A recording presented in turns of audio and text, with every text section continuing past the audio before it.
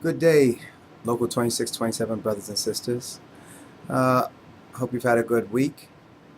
These are the things that's happened over the last week, and basically, most of the things are still in the same status as they were last week. The early out incentive, we've heard nothing on it at all, but remember, this is something that's offered to the state, and the different locales of the state would have to opt into it. As you know, Bloomberg is not interested in opting into any early out initiative at all.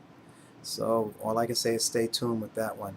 As far as the furloughs, which would basically affect the people who are at the CUNY four-year schools, uh, we're still waiting. There's a temporary injunction, and we're still waiting until May 26th, the court hearing, to find out where they're going with that.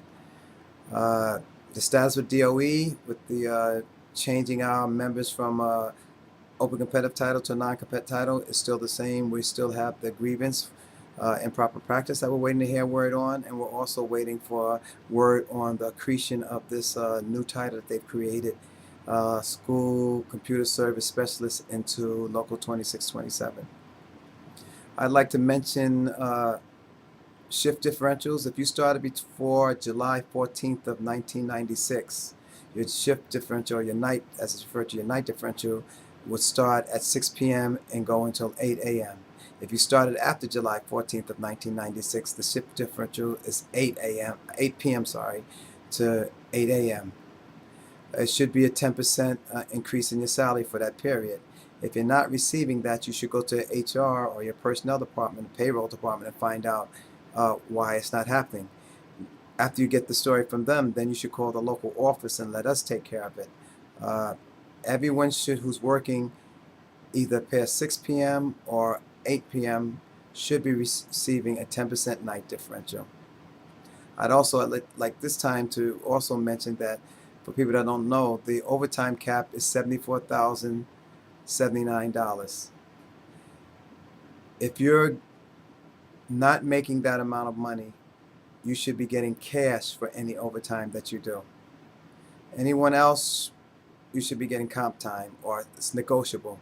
In most cases, a lot of agencies want to pay you cash because you're a body that's missing if they give you the comp time. But remember, the comp time is at the same rate that time and a half would be.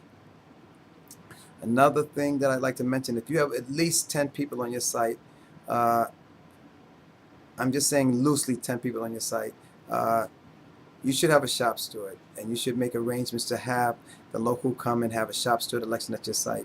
The purpose of the shop steward is to let us know what's happening at your site, to keep us informed, because the shop steward has training, and the shop steward does understand when the violations of the contracts are happening.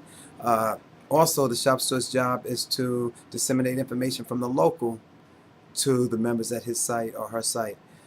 Education reimbursement, upcoming exams, special events, things like this are things that the shop steward makes you aware of.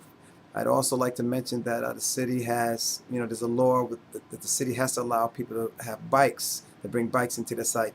The city is starting to comply. There are a lot of agencies now, a lot of buildings that are allowing, I think it's 105 buildings right now, city buildings are allowing bikes to be brought into the buildings. Some of these sites have garages, and they're having special sites set up inside the garage where you can store your bike during the day. The days of tearing your bike outside are just about gone as far as city employees are concerned. We're working on right now currently to massage any agency that's not complying with the new bike regulations.